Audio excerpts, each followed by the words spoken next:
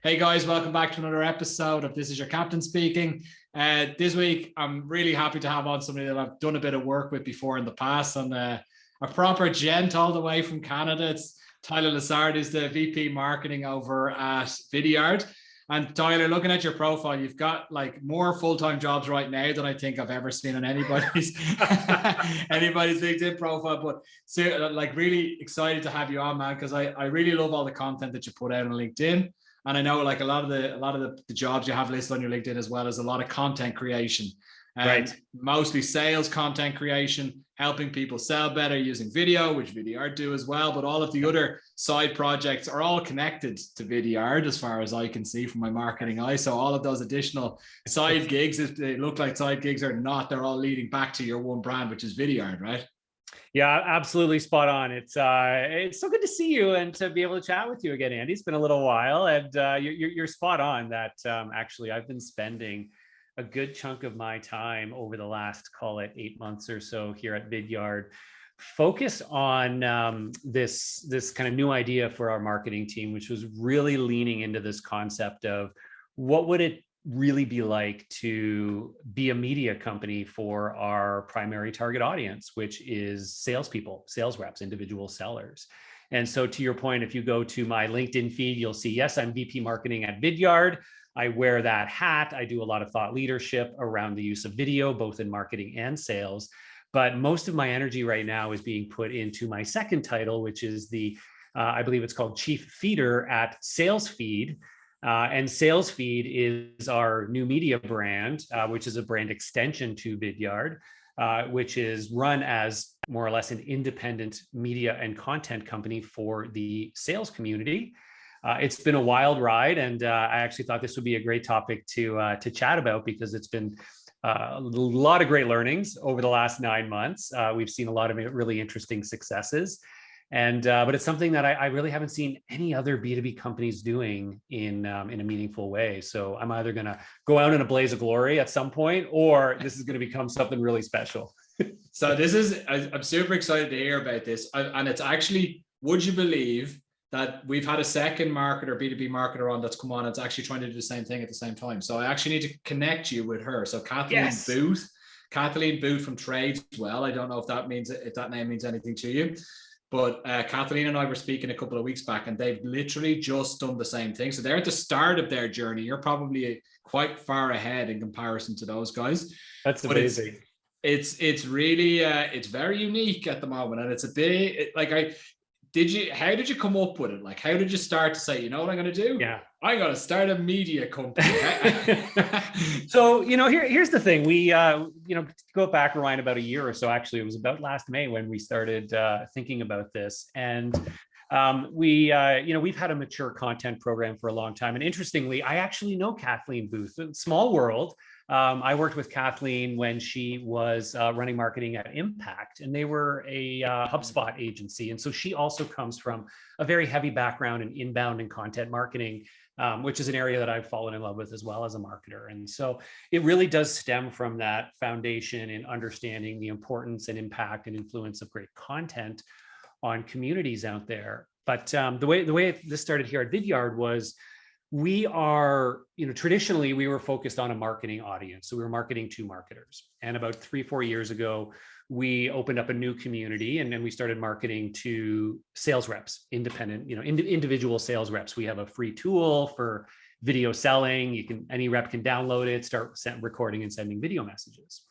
And so we set about this time last year, just really digging into and interviewing lots of individual sellers and asking them, where do you get your content? What kind of content do you actually like to consume? We started to pull on, like, who do you follow on LinkedIn? What podcasts do you actually listen to? What YouTube channels do you follow, and so on? And we learned a couple of interesting things. We found that a lot of these individual sellers, in our case, not sales leaders, but sales reps, right? They don't tend to go and read a lot of long form content, right? None of them said, oh, I go and read articles on this blog, right? That's just not how they operate. They don't go to, they don't watch long form webinars. Most of them talked about, hey, the majority of content I consume is like short form content on LinkedIn, I listen to these 2 podcasts, and it's because they're actually quick time to value and very impactful. But consistently, almost all of them also referred to a humor-based source of content, right? Almost all of them followed a meme account called Sales Humor. They're all like, yep, I love my daily sales memes. Or they followed somebody named Corporate Bro, who does these hilarious sales skits, who many of us in the community know, and he's incredible. And so when we talked to a lot of these individuals, we realized a few things. We said, hey, first of all, they love humor, and there's a lack of it out there. There's like 2 or 3 people doing it well. They love short form content, and they don't want to go and find it. They want it brought to them on their social channels. And so we sort of looked at the market and said, who's doing those things well? And there were very few. So we said, there's a great opportunity here, but it's not to go out there and talk about video and what Vidyard does. It's to be the first to bring sales content, sales thought leadership, and even sales humor to some of these channels in fresh new formats, and become a trusted brand for this community of sellers. And we put our faith in, if we create content 100% for the audience, right? This is not about Vidyard. It's not about video. This is 100% what we think the audience really wants, focused on resonance, what's going to resonate the best, that we're going to be able to build a following. We'll be able to turn that into a big, highly engaged community. And eventually we'll figure out how to convert them back to Vidyard. So that's kind of the stages that we're in now. Okay. And tell me, like, I want to say a ballsy move, but it's not. It's a ballsy move that makes sense, right? But it's also a ballsy move in the fact that it requires a lot of resource, I would imagine. It is somewhat resource intensive. It's important to get the right resources. It's risky because if I didn't find the right people, it would have flopped, especially because we're doing humor, right? We're actually intentionally producing humor-based content consistently in parallel with education. So we started off with this, like, we've got to be the best, media brand for salespeople, that they can learn and laugh, right? Learn and laugh, learn and laugh. Everything we do, learn and laugh. And some content is just laughs. Some of it is just learn, and some of it is do both at the same time. And there were a few risky things. One was I had to find the right people. And I actually started not looking for a content marketer, not looking for a writer, not looking for a video producer. I looked for a established sales professional who was already in that community, right? Somebody who's been a salesperson their whole life, who knows that audience, but also has a content flair to them and a humorous flair to them. And I found an individual. I am so grateful. His name is Will Aitken. He had a very well-established TikTok channel for salespeople and was doing amazing content on LinkedIn already. And when I found him, I was like, that's my guy. He knows sales. He's in that world. He can talk to them as peers, but he can pull off content. He can pull off humor in great ways. So that was really, really important. And then around him, I built a small team. It's 4 people total. I have a lead producer. I have a lead content strategist and marketing lead. And then I have an editor-in-chief who also writes our newsletter, which we have in addition to the content production, manages our content process, and also helps sourcing, interview-based content for some of the things that we do. So building the right team, but, not making it too big. It's 4 people in total was really, really important. The second thing that was risky is that this is a long-term bet, right? This is a brand play, which a lot of, tech companies, and especially companies our size, we're just north of 300 people, are very hesitant to do, right? So much of what we do is like pipeline this quarter, pipeline next quarter. So I'm very fortunate, frankly, to be in an organization that, believes in that importance of, hey, if we want to hit our next year's exponential growth targets, we need to try some new things today that better build a community now that we can tap into in the future. So you've got to be willing to stand by those and say, I'm willing to put this in, and hopefully you can find that magic formula. I think it's amazing, man. And like, look, it sounds as though it's moving in the right direction. Like when it comes to, so first of all, there's 2 sides to it, right? That I want to dig into a little bit further. First of all, budgeting it. How did you actually just sit down and budget? Okay, this is how much I'm gonna need to do this. Yeah. And then because you're basically rewriting the book. You're not. You don't have anybody to follow, really. Yeah. As you said, it's not really something that other companies are doing. Like HubSpot did it, but HubSpot, you're talking about a massive machine of an organization, right? Yeah. And then also actually selling that to your leadership. Now, you said that, you know, everybody's on board and it's great to have leaders, Mhm. but you still needed to put that together in a, hey, I think this is a great idea. It's still risky, but I think this will push us forward. Let's Yeah. talk about both of those things, budgeting it and then Yeah. putting it into a nice plan and then presenting that. How did you do all of those things? Yeah. So from a budgeting perspective, we certainly spent, 2 to 3 months really fleshing out the idea, again, iterating on what would this potentially look like. But we also didn't, try to create the be all and end all plan from day one. And so we knew early on, I said, look, we've got a sense for the kinds of things we want to do. We know based on the approach we want to take, we want to become a lead brand for salespeople on TikTok. There's an under-tapped channel right now, but where we actually find a large representation of our audience. So we wanted to become a top brand on TikTok.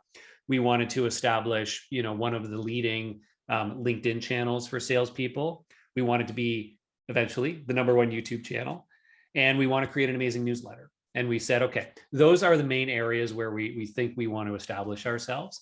And we created an initial kind of content plan, at least for the first few months, to get a sense for what would we need to do to start to build a community here, and then who are the kinds of people we need to be able to deliver on that. And we built out, I'd say, almost like a 3 to 4 month plan for what we thought phase 1 would look like, so to speak. And with an expectation, of course, we'd learn from that and then iteratively create a phase 2 and phase 3 plan. So we really just sort of built out, and we try to be as conservative as possible, right? Because when starting and experimenting, that's important. And we said, you know what, we don't want to allocate budget to promotion yet, because we need to find organic resonance first as an initial indicator of success. So let's focus the initial resources on the people. And I said, look, I want to hire these, 3 to 4 people, and we're going to run this in this way. And these are the kinds of benchmarks we're going to look to hit. And then we're going to go from there. And if we find certain things that work, of course, we'll lean into those, but we'll start to create an iterative budget plan for it. So it wasn't like a 12-month budget or a 24-month budget. Said, let's start here, see where we can get to and learn from it, and then we'll start to build it up. So that was how we started with it. Still hiring, 4 full-time people is a significant budget ask. And so you did have to, of course, have, leadership buy-in on the concept, not just on the results. Because if we were held accountable exactly to results, like you said, we were starting from scratch, right? It was a bit of a shot in the dark. It's like, we want to have 10,000 TikTok followers and 5,000 LinkedIn followers, right? Who knows? Who knows if those were the right numbers? So it was also important that they bought in and were a part of the philosophy. And so one of my tricks for doing that is, like any time, is making them a part of the solution, not just coming up with the plan and throwing it at them and going, here's what I'm going to do. And they'll be like, whoa, what's going on here? Right. And so they were all iteratively a part of the process. We said, hey, what do you like when you're out there consuming things? What do you think? And then we'd start to incorporate some of those ideas and say, okay, here, this is what we're thinking. What do you all think? And having that iterative feedback. And at the end of it, it was a collective strategy where we all said, we all believe this is the right thing to do. Great, let's go ahead and do it. So that was really important as well, to include the leadership team across the board iteratively as we planned it out. That's great advice, by the way, for even for myself, including more people like in that process, leadership in particular. Yeah. It's challenging though, because it spreads the time out a little bit longer, so it makes it a bit longer, and it can also be very frustrating. Yes.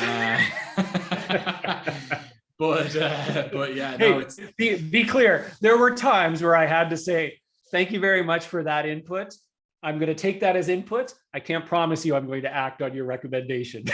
You are very too many cooks in the kitchen, right? It could create a disastrous recipe. But being open to making sure that they are heard, and that they also clearly understand if you don't go with one of their suggestions, just be honest in terms of like, hey, this is our hypothesis as to why we want to take it this way. And maybe you can tell us 6 months from now, I was right, you were wrong. We'll see. But this is our hypothesis as to why we want to go this way. And we're going to test as we go. So it is a tough thing to do, but so important. But they also need to be fully bought into it. And it's something that's completely different to what you've done before in the past. And there's no blueprint for it. So as you quite rightly put, like, instead of you coming up with everything in the background and being like, boom, this is what we're going to do. And they're like, hold on, what the heck is this?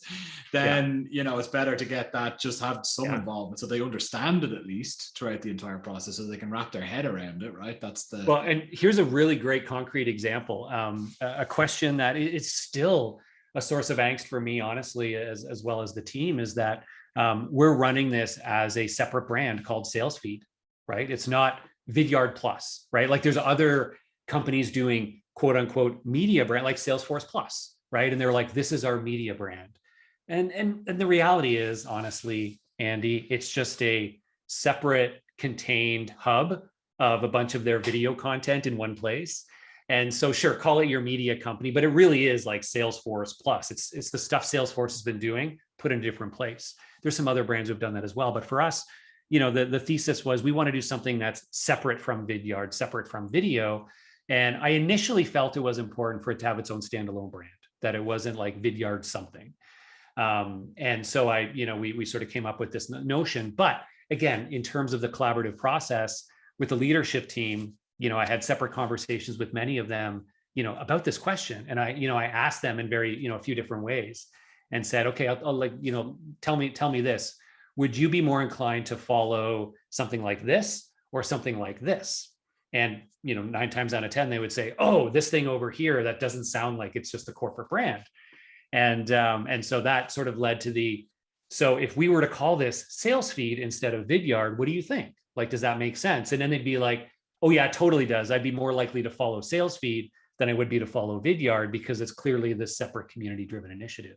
So there's, subtle ways in which you can, drive those conversations and make sure that people, feel good about the direction and also, but genuinely have their input heard. You brought them on a journey. I think that's the most important thing, and they needed to be part of that journey to fully get it. So it makes perfect sense.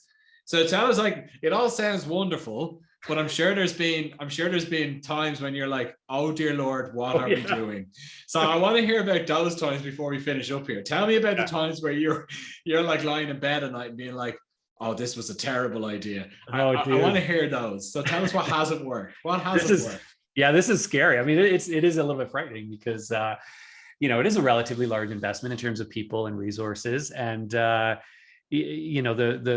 results are they're up and down in terms of every week you're like panicking, you're like putting on a piece of content, and if it doesn't land, you're like, oh my gosh, the world's collapsing. I thought that was the next big viral piece, right? It's like any kind of social media or content strategy.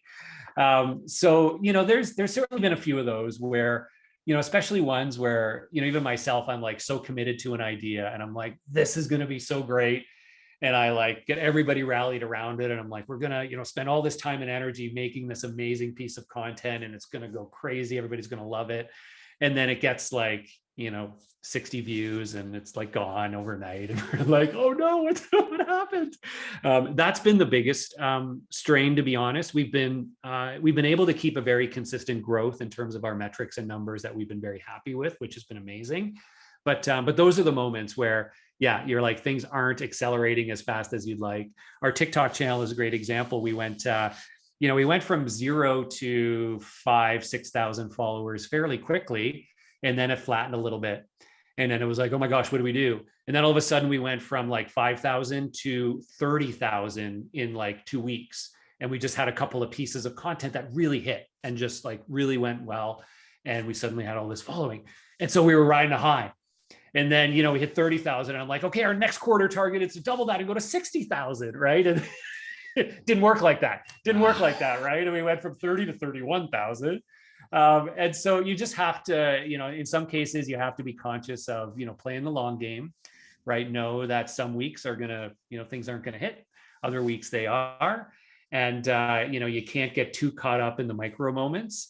But I think, again, that's where like making sure you're confident in the longer term plan and that you're, continuing to build on the small successes you have. But most importantly, keep your team motivated as well when you do have those misses. That's, part of my job is like every week I'm in there, like, even if a piece didn't land, it's like, what? That was freaking great. I freaking loved it. I thought it was a home run.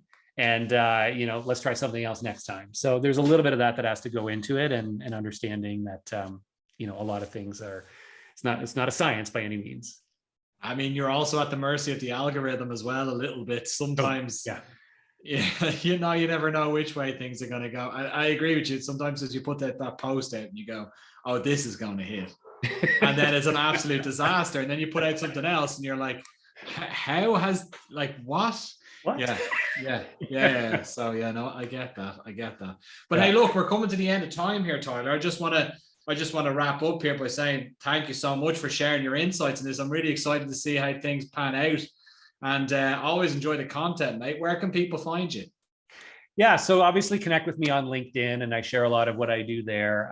If you want to follow along to Sales Feed, whether you're in sales marketing or anything else, it might give you some inspirational ideas for your own brand strategy. So feel free to follow along there. Our main website for it is salesfeedmedia.com.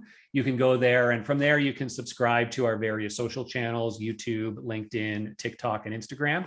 But I also encourage you to subscribe to the newsletter, and that's where every week you'll get the best of our Sales Feed Media Network in your inbox. So take a look. You may find some good stuff to forward to your sales team, but more importantly, find some inspiration in it. See what we're doing, see what hits, and say, hey, maybe we should try something like this as well. And I hope you find 2 or 3 new ideas based on what we're doing as guinea pigs. That's awesome. Tyler, thank you so much. I really wish you all the best with this as well. I'm super excited to see how it's going to pan out. I'm sure it's going to keep on being a massive success by the sound of things. So thank you for coming on today. And it's been great speaking with you, man. Thanks very much, Andy. Great to see you again, my friend. Cheers. Guys, this has been another episode of This Is Your Captain Speaking. Keep you posted with the next episode next week. Cheers, guys.